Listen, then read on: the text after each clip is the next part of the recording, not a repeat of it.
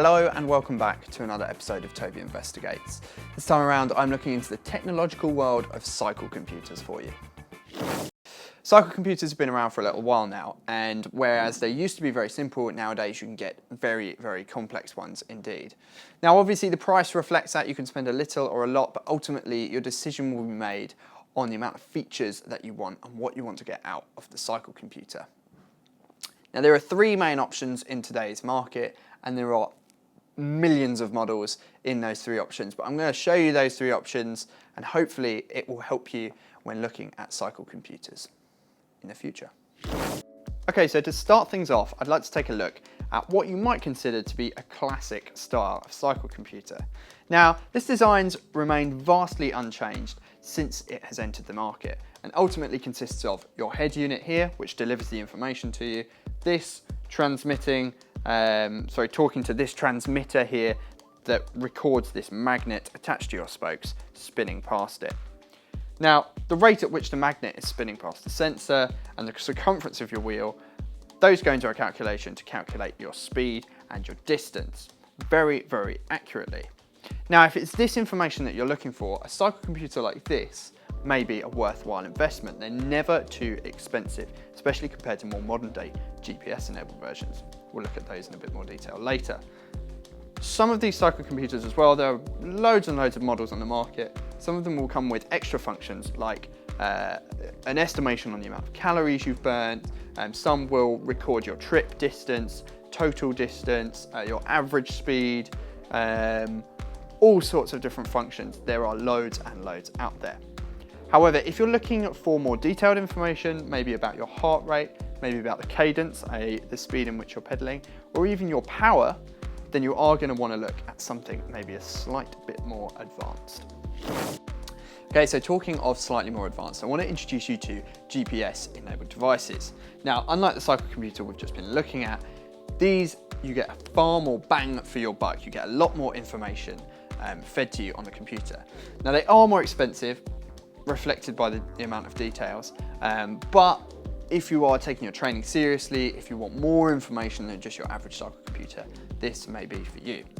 So to start off with, you've got the head unit, which is a lot bigger, and this transmits directly to satellites up in the sky, which is the GPS connectivity.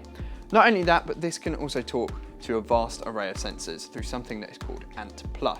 Now, if you have ANT+ in your head unit, it can talk to anything that is an ANT+ sensor. In this case, I've got a cadence sensor attached to my crank arm here, and also a speed sensor attached to my back wheel.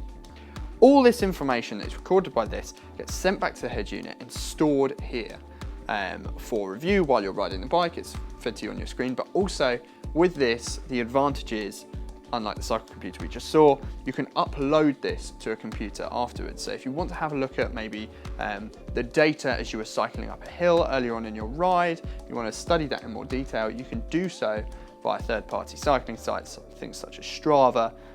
This will store all of your data in there. I should also mention that the batteries in these units are rechargeable, unlike in a lot of other cycle computers where they are replaceable little disk cells.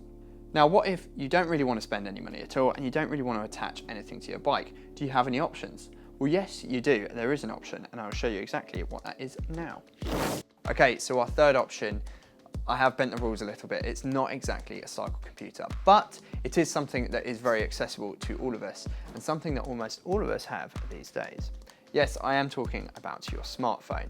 Now, because of its GPS-enabled technology, it is like the GPS units we've just seen. It can record data based on your position and time. Through this, it can work out speed, etc. Now, there are a lot of third-party apps out there that will allow you to record data, such as the GPS-enabled device we've just seen, for you to review your ride later. However, there are downsides. You don't get any direct data straight from the bike, and therefore the data isn't as accurate as it possibly could be with a cycle computer. So it's up to you to weigh up the drawbacks of this versus the price of a cycle computer, a GPS-enabled device, as we've just seen.